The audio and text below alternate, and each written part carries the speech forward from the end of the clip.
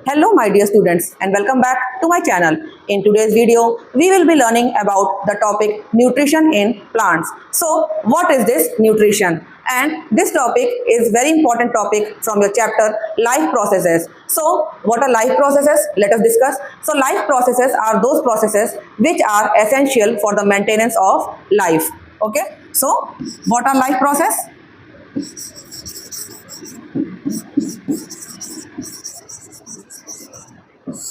Those processes which are essential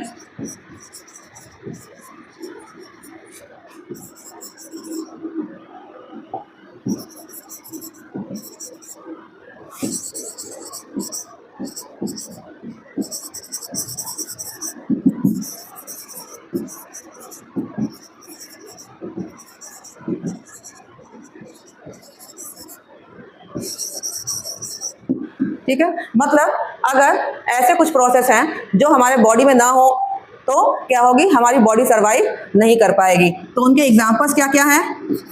nutrition,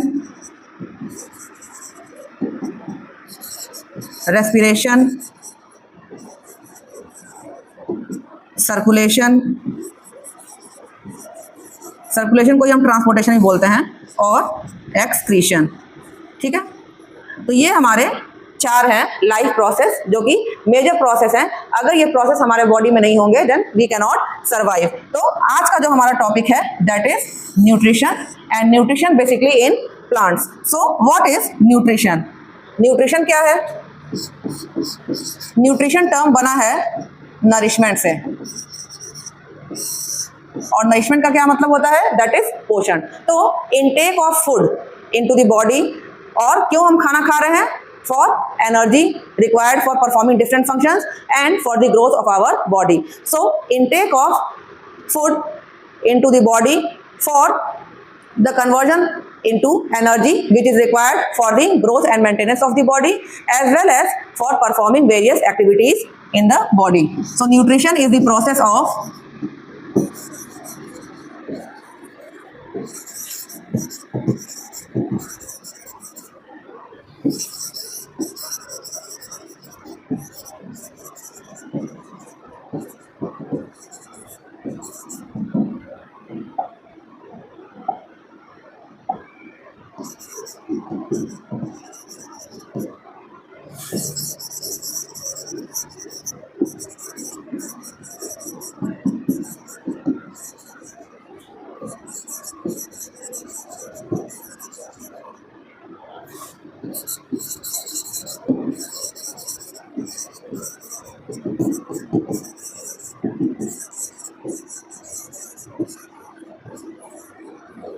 मतलब कि जो हम खाना खाते हैं वो केवल एनर्जी के लिए ही नहीं, हमारे बॉडी के ग्रोथ के लिए भी जरूरी है।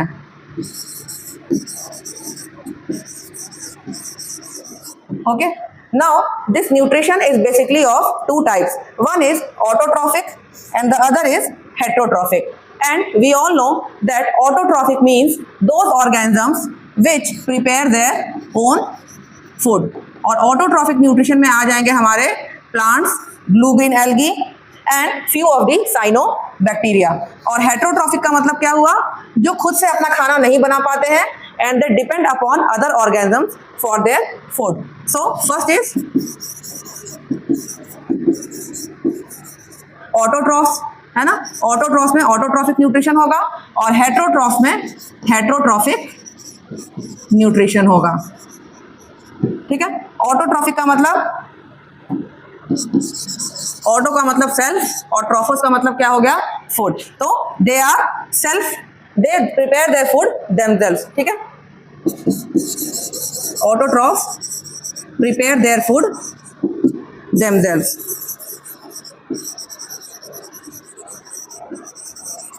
एग्जाम्पल हो गए हमारे plants, blue green algae and few of the cyanobacteria. Heterotroph का मतलब क्या हो गया? जो अपना खाना खुद नहीं बना पाते हैं, और इनमें basically three types of nutrition है। एक है हमारा सैप्रोफिटिक। सैप्रोफिटिक का मतलब कि ऐसे ऑर्गेनिजम्स को हम सैप्रोफाइट्स कहते हैं जो कि डेड या डिकेइंग मैटर पर फीड करते हैं। ठीक है, saprophytic feed on dead and decaying matter.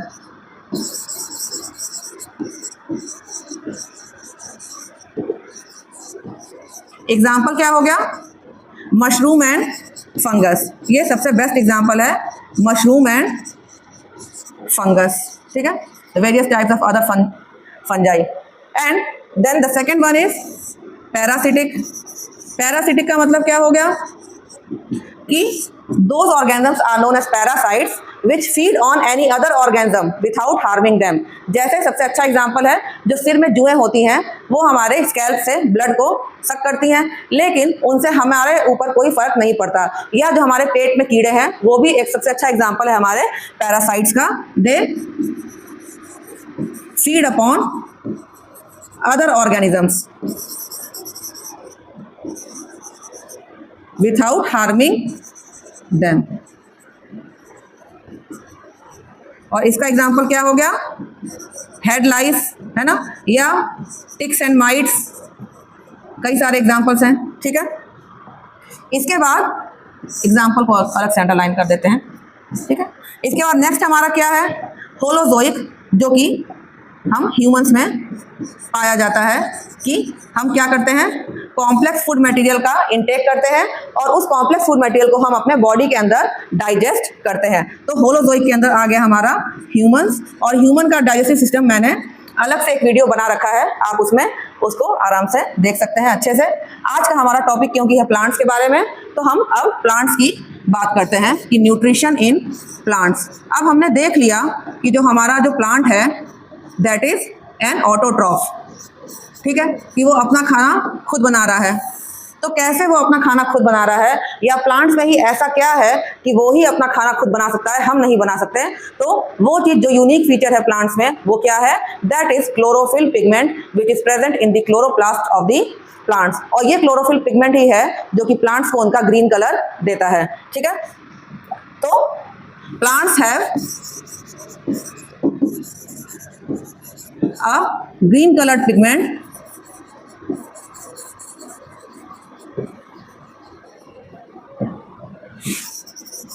ठीक है, और जिसका नाम क्या है, क्लोरोफिल। और ये क्लोरोफिल कहाँ प्रेजेंट है, इन दी क्लोरोप्लास्ट।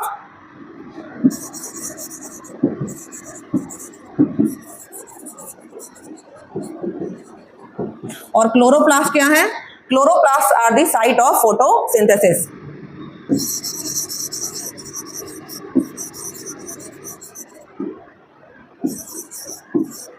और क्लोरोप्लास्ट क्या है, प्लांट सेल के अंदर पाया जाने वाला एक सेल ऑर्गेनल है, ठीक है। Chloroplast is the cell organelle. जैसे सेल के अंदर न्यूक्लियस होता है, माइटोकॉन्ड्रिया होता है, ऐसे ही प्लांट सेल्स में क्या होता है, क्लोरोप्लास्ट होता है।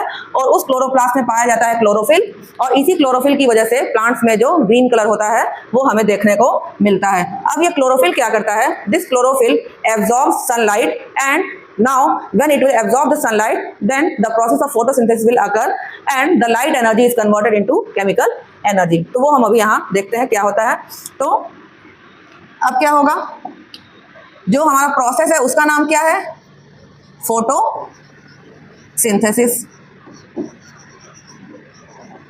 ठीक है। फोटो का मतलब क्या हो गया, लाइट, है ना, और स्पेसिफिकली यहाँ पे कौन सी लाइट, सोलर लाइट, ठीक है। और सिंथेसिस का मतलब क्या हो गया, किसी चीज को बनाना। तो प्लांट्स का जो प्रोसेस होता है फूड मेकिंग का, उसको हम कहते हैं फोटोसिंथेसिस, कि plants prepare their food with the help of photosynthesis. और ये फोटोसिंथेसिस कहाँ होता है प्लांट्स में, इन दी क्लोरोप्लास्ट। और क्लोरोप्लास्ट में क्यों होता है, क्योंकि क्लोरोप्लास्ट में ही पाया जाता है क्या, क्लोरोफिल, ठीक है।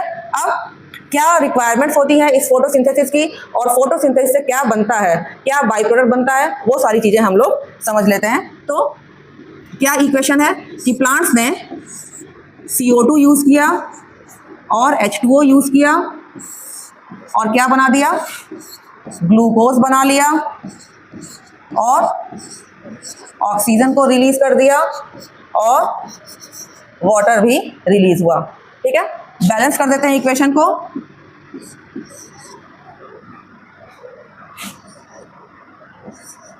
ठीक है, अब जो CO2 लिया है प्लांट्स ने, they utilize CO2 from atmosphere, ठीक है। CO2 कहाँ से यूज किया, एटमॉस्फेयर से। वाटर कहाँ से यूज किया, वाटर फ्रॉम सॉइल, ठीक है। अब जो मेन चीज है वो क्या है यहाँ पर, सनलाइट। बिना सनलाइट के ये प्रोसेस आगे नहीं बढ़ेगा। और दूसरा क्या मेन रिक्वायरमेंट है, दैट इज क्लोरोफिल। तो इन दोनों को भी हम यहाँ पर लिखेंगे, ठीक है। Sunlight is very very necessary, ठीक है, and the presence of chlorophyll is also necessary, ठीक है। और क्या बना लिया इन्होंने, बना लिया इन्होंने ग्लूकोज बना लिया, जो कि प्लांट्स का फूड है। और जब ये ग्लूकोज एक्स्ट्रा अमाउंट में बन जाता है तो प्लांट्स इन्हें स्टार्च के फॉर्म में स्टोर करके रख लेती हैं, ठीक है। एक्स्ट्रा अगर बन जाता है तो उसको स्टार्च के फॉर्म में यूज कर लेती हैं, स्टोर करके रख लेते हैं प्लांट्स। और क्या कर रहा है plants, oxygen as a by product निकाल रहा है, ठीक है। तो जो हमारे लिए जीवनदायिनी है, जो गैस जिसके बिना हम जी नहीं सकते, वो प्लांट्स के लिए क्या है, वो प्लांट्स के लिए एज अ बाई प्रोडक्ट निकल के आ रहा है, ठीक है। इसीलिए प्लांट्स कहते हैं कि प्लांट्स लगाना चाहिए, है ना, वृक्षारोपण करना चाहिए, क्योंकि जो शुद्ध हवा है, जो ताजी हवा है, वो हमको कहाँ से मिलेगी, प्लांट से मिलेगी, बिकॉज दे रिलीज ऑक्सीजन, ठीक है। और oxygen as a by product release हुआ।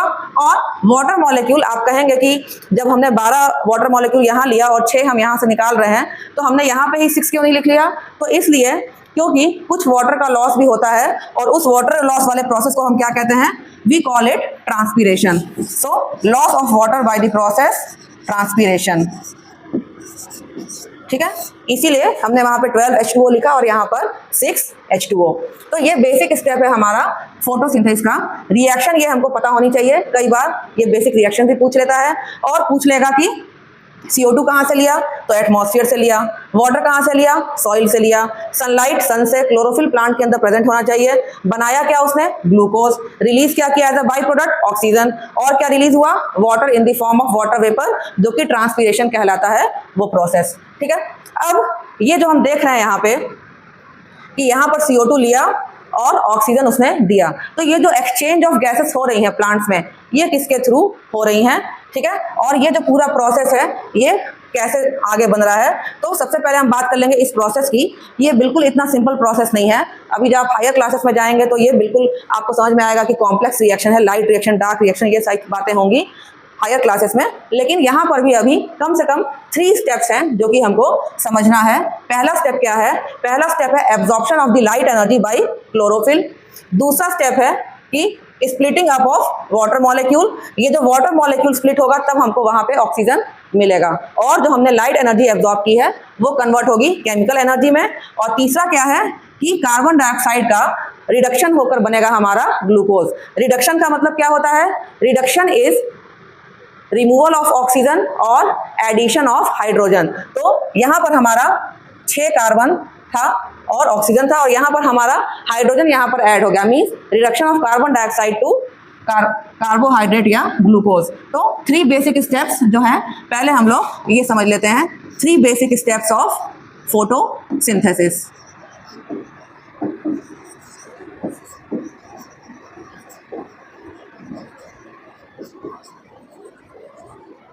ठीक है, पहला स्टेप क्या है, first is absorption of light energy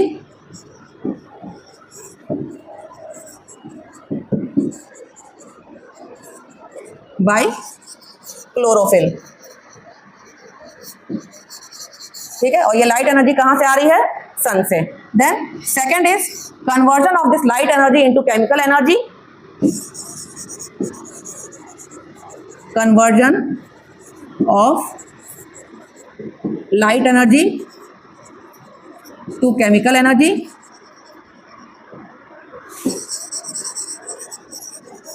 and splitting up of water molecule, splitting up of water molecule to release oxygen।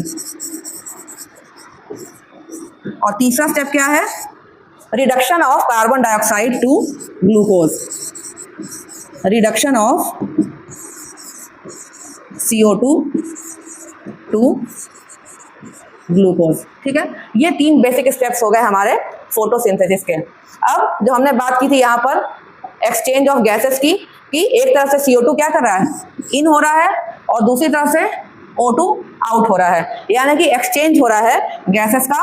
और ये एक्सचेंज कैसे होता है, कौन से सेल्स इन्वॉल्व हैं, क्या प्रोसेस है, वो समझ लेते हैं। तो एक्सचेंज ऑफ गैसेस, ठीक है, कैसे होता है? तो इसके लिए प्लांट्स के लोअर एपिडर्मिस पे पोर्स, टाइनी पोर्स प्रेजेंट होते हैं जिनको हम कहते हैं स्टोमेटा, और उन पोर्स के थ्रू ही गैसेस का एक्सचेंज होता है, ठीक है। और ये जो स्टोमेटल पोर्स होते हैं, इन्हीं के थ्रू जो वाटर का लॉस होता है ट्रांसपिरेशन के थ्रू, वो भी हो जाता है, ठीक है। तो exchange of gases occurs with the help of stomata, occurs with the help of stomata। और स्टोमेटा क्या है? Stomata are tiny pores present on the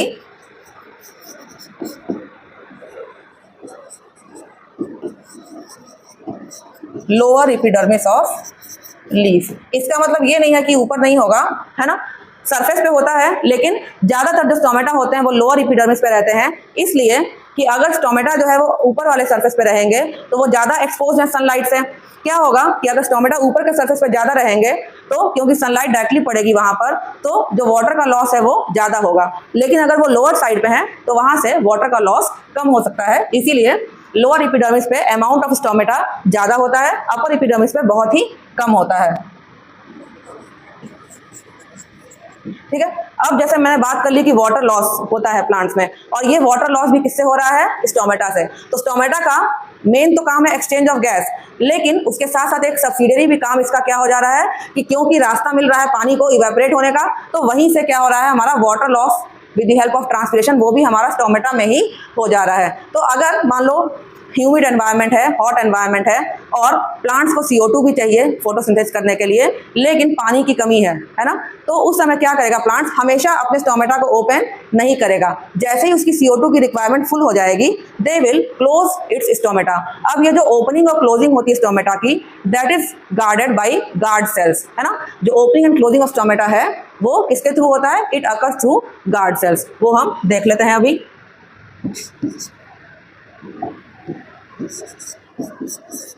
पहले हम लिख लेते हैं यहाँ पे कि एक्सचेंज ऑफ गैसेस के साथ साथ ट्रांसपीरेशन भी, transpiration also occurs through stomata,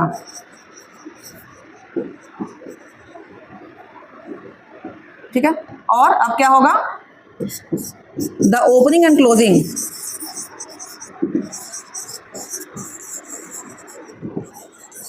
the opening and closing of guards of stomata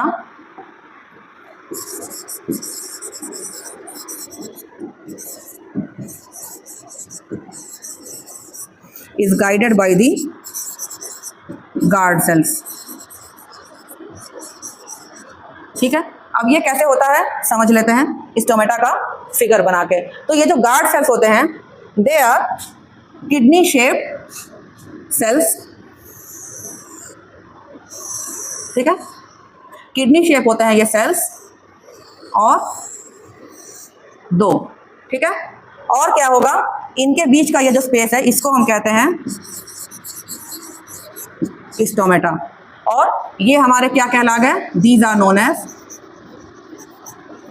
guard cells, ठीक है। अब क्या होता है, कैसे ये स्टोमेटा को क्लोज करते हैं और ओपन करते हैं? तो जब इन गार्ड सेल्स में वाटर, अगल बगल के सेल से वाटर आ जाएगा तो ये स्वेल हो जाते हैं, फूल जाते हैं, और क्या हो जाते हैं? They become turgid, guard cells become turgid, ठीक है।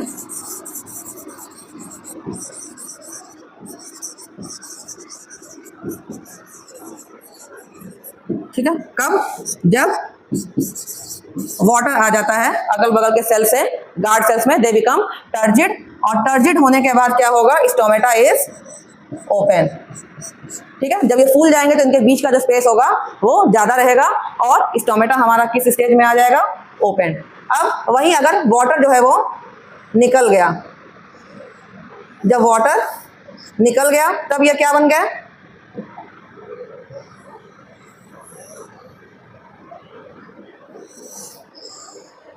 जब वाटर निकल गया, ठीक है, वाटर निकल गया तब यहाँ पर क्या है?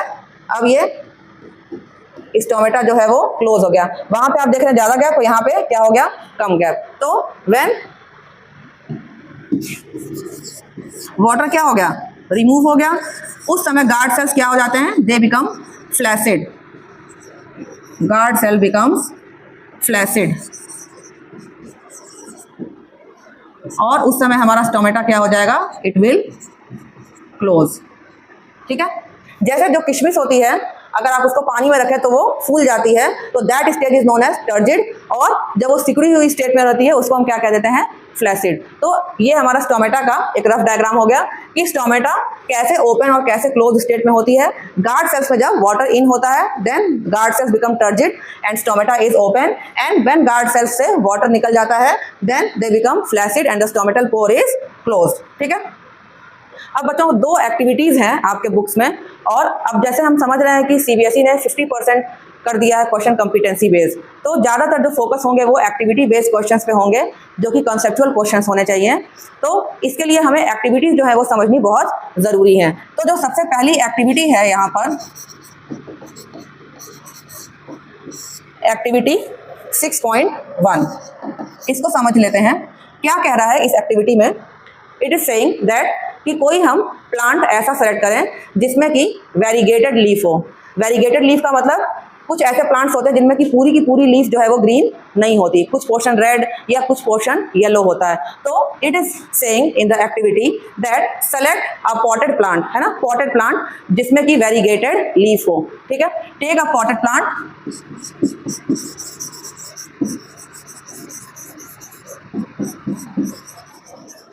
with variegated leaf।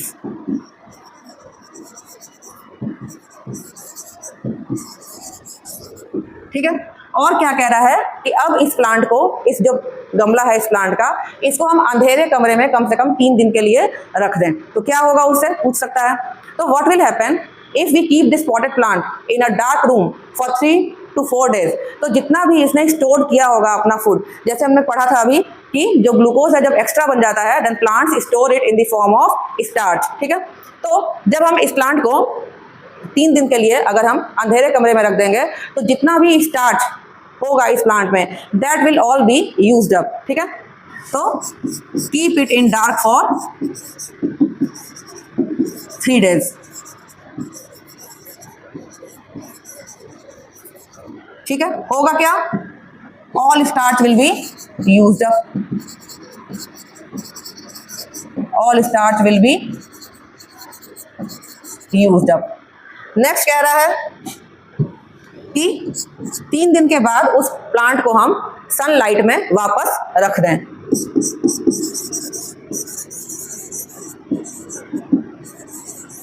Now keep it again in sunlight. ठीक है, अब वापस से सनलाइट में रखेंगे तो क्या होगा, फोटोसिंथेसिस होनी शुरू हो जाएगी। ठीक है, फोटोसिंथेसिस विल स्टार्ट। ठीक है, मैं साथ साथ में आंसर्स बताते जा रही हूँ ताकि आप इसको अच्छे से समझ सकें कि क्या हो रहा है हर एक स्टेप में। तो सनलाइट में वापस रखने के बाद फोटोसिंथेसिस वापस से स्टार्ट हो जाएगी, और फिर कह रहा है कि फिर 2-3 घंटे बाद हम एक लीफ प्लक करें, प्लक अ लीफ, और उस लीफ को क्या कह रहा है कि हम उसकी एक ट्रेसिंग बना लें कि कितना पोर्शन उस लीफ में ग्रीन था और कितना पोर्शन येलो था। Pluck a leaf and trace its yellow and green portion.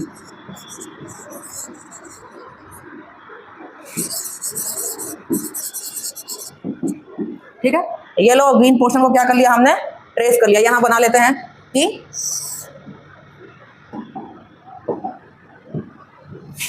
ये मान लो हमारी लीफ थी। ठीक है, और इसमें कुछ पोर्शन क्या थे, येलो थे।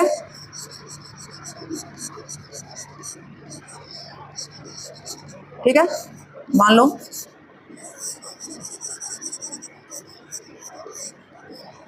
ठीक है, ये हमने ट्रेसिंग कर ली। ठीक है, अब क्या कह रहा है, नेक्स्ट इट इज सेइंग कि ट्रेसिंग करने के बाद अब हम इस लीफ को क्या करें, now we will boil this leaf. ठीक है, now boil this leaf. Leaf को बॉइल करेंगे तो क्या होगा, जितने भी लीफ के सेल्स हैं वो क्या हो जाएंगे, वो डेड हो जाएंगे। ठीक है,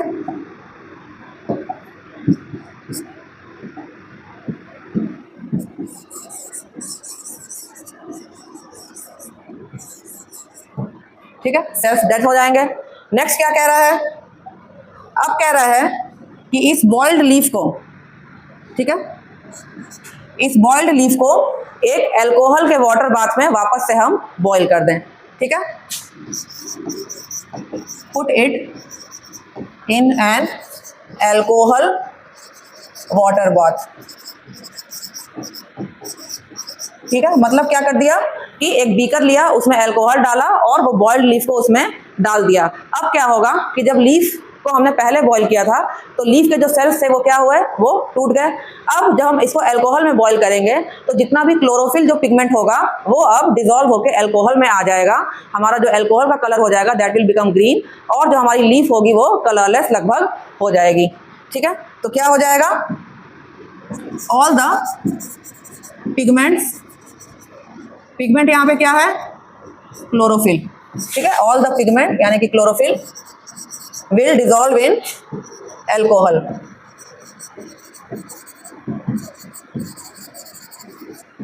and leaf will turn colorless। ठीक है, and leaf will turn colorless। Next क्या कह रहा है, नेक्स्ट कह रहा है कि अब उस लीफ को जो कि अब कलरलेस हो गई है, अब उस लीफ पे हम आयोडीन टेस्ट करें। ठीक है, नाउ परफॉर्म आयोडीन टेस्ट। ठीक है, आयोडीन टेस्ट क्या होता है, आयोडीन टेस्ट स्टार्च के लिए किया जाता है, जिससे नॉर्मली जो आयोडीन का कलर होता है that is reddish brown colour, और जब हम आयोडीन को किसी स्टार्च वाले कंपाउंड पे डालते हैं तो वो ब्लू ब्लैक कलर का हो जाता है। जनरली ये हम लेबोरेटरीज में भी स्टार्च टेस्ट या कार्बोहाइड्रेट टेस्ट करने के लिए हम आयोडीन टेस्ट करते हैं। तो अब जो लीफ हमारी कलरलेस हो गई थी, ठीक है, जो लीफ हमारी कलरलेस हो गई थी, ठीक है, और इसमें क्या किया हमने, स्टार्च टेस्ट किया, तो क्या देखने को मिला कि जब हम स्टार्च टेस्ट करेंगे तो जितना भी पोर्शन ग्रीन था, ठीक है, जितना भी पोर्शन ग्रीन था वो सारे पोर्शन क्या हो गए, वो ब्लू ब्लैक कलर के हो गए, और जितना भी पोर्शन येलो था वो ऐसा का ऐसा ही कलरलेस रह गया। ठीक है, आयोडीन टेस्ट के बाद क्या हुआ, ओनली द ग्रीन पोर्शन, जो पहले ग्रीन कलर था, है ना, जैसे इस लीफ में पहले क्या था,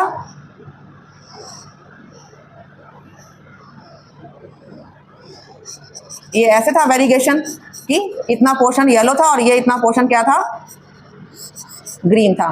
तो जो प्रीवियसली ग्रीन पोर्शन था आयोडीन टेस्ट होने के बाद वही पोर्शन क्या हुआ, हमारा ब्लू ब्लैक कलर हो गया।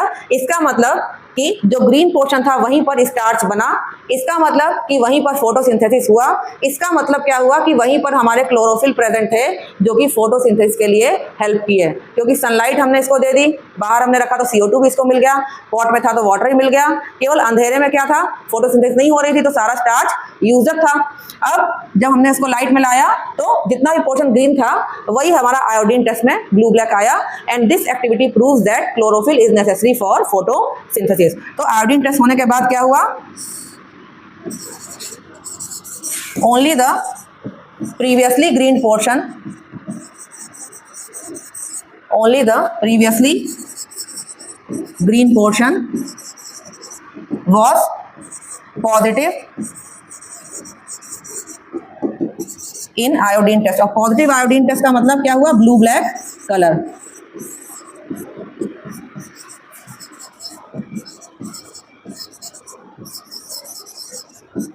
मीन्स जो हमारा इन्फेरेंस है ना, इन्फेरेंस का मतलब क्या हुआ, कंक्लूजन। ठीक है, क्या इन्फेरेंस हुआ यहाँ पे कि chlorophyll is necessary for photosynthesis, chlorophyll is necessary for photosynthesis.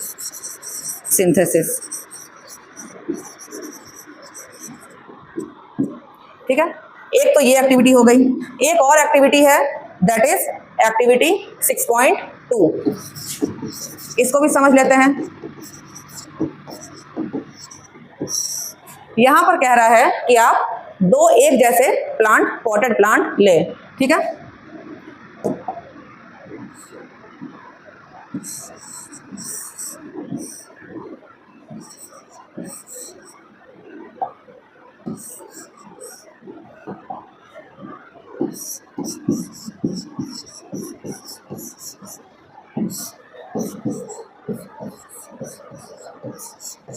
ठीक है, कह रहा है कि दो एक जैसे पॉटेड प्लांट लें और उनको भी क्या कर दें, पहले 3 दिन के लिए हम अंधेरे कमरे में रख दें। ठीक है, तो अंधेरे कमरे में रखने का मतलब क्या है कि अंधेरे कमरे में जब हम रखेंगे तो फोटोसिंथेसिस नहीं होगा, मतलब वो अपना खाना नहीं बना पाएगा प्लांट। तो उस समय क्या करेगा, जो भी इसके पास स्टोर्ड फूड रहेगा, स्टार्च जो रहेगा, उसको वो यूज कर लेगा।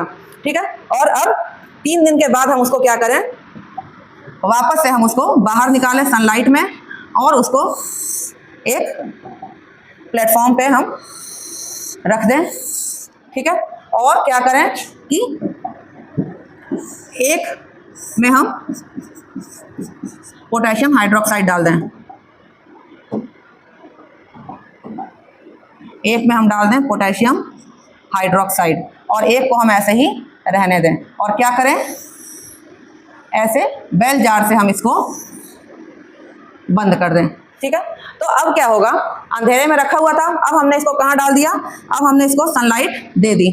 ठीक है, बाहर निकाल के हमने रख दिया, सनलाइट दे दी, और इसके ऊपर जो हमने बेल जार डाल दिया, मतलब ग्लास का एक जार है जो कि इसको कवर करेगा, तो जो भी एयर है यहाँ पर वो तो यूज कर लेगा, CO2 होगा उसमें, वो यूज करेगा। पॉट में है तो पानी है उसके पास, ग्रीन प्लांट है तो क्लोरोफिल है उसके पास, सब कुछ है। केवल क्या हुआ है कि अगर हम दोनों कंडीशन मान लें A और B, तो A वाले में हमने पोटेशियम हाइड्रोक्साइड रखा है जो कि क्या करता है, it will absorb CO2। Potassium hydroxide will absorb CO2। तो यहाँ पर इसको वाटर मिल रहा है, क्लोरोफिल है ना, एयर है लेकिन उसमें CO2 नहीं है, और सनलाइट है। यहाँ पर उसको सब कुछ है, एयर भी है, वाटर भी है, यहाँ एयर में CO2 भी है और सनलाइट भी है, क्लोरोफिल भी है। अब यहाँ पर 3 घंटे रखने के बाद हम वापस से क्या करेंगे, दोनों की लीफ लेंगे, दोनों प्लांट में से लीफ लेंगे, और दोनों प्लांट की लीफ में हम क्या करेंगे, आयोडीन टेस्ट करेंगे। और जब हम आयोडीन टेस्ट करेंगे, ठीक है, मतलब प्रोसेस सारा वही रहेगा कि 3 घंटे के बाद हमने लीफ को प्लग किया, बॉईल किया, फिर अल्कोहल में बॉईल किया, और फिर हमने उसके ऊपर आयोडीन डाला। और वो आयोडीन डालने के बाद हमको क्या देखने को मिलेगा कि जो बी वाला था लीफ, जो पॉट बी वाला लीफ था, that gave positive iodine test, और यहाँ पर आयोडीन टेस्ट निगेटिव हुआ।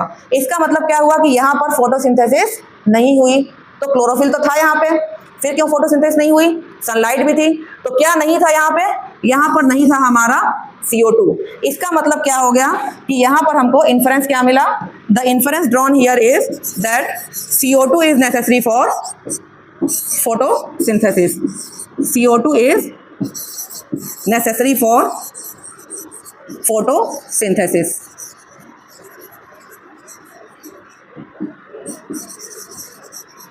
तो ये रहा आपका पूरा का पूरा न्यूट्रिशन इन प्लांट्स, कैसे प्लांट्स न्यूट्रिशन लेते हैं, क्या प्रोसेस है फोटोसिंथेसिस का, उसके लिए क्या चीज़ें एसेंशियल हैं, वो कहाँ से वो रिक्वायरमेंट फुलफिल होती है, क्या बाई प्रोडक्ट है, स्टोमेटा क्या है, स्टोमेटा की ओपनिंग और क्लोजिंग कैसे होती है, वो सारी चीज़ें हमने यहाँ पर डिस्कस कर ली। और साथ ही में हमने दोनों एक्टिविटीज़ को भी अच्छे से समझ लिया कि क्लोरोफिल जरूरी है फोटोसिंथेसिस के लिए, CO2 जरूरी है फोटोसिंथेसिस के लिए, और हमने ये भी देख लिया कि जब हम डार्क में रखते हैं तो फोटोसिंथेसिस नहीं होती है, इसका मतलब कि सनलाइट भी जरूरी है फोटोसिंथेसिस के लिए। तो ये सारा हमारा आज का टॉपिक ओवर हुआ। उम्मीद करती हूँ कि आपको समझ में आया होगा। अगर आपकी कोई क्वेरी है तो कमेंट सेक्शन में जरूर लिखें, I will answer that question. And if you like my video, please do share it with your friends, and if you have not subscribe to my channel till now, please do subscribe to my channel. Thank you.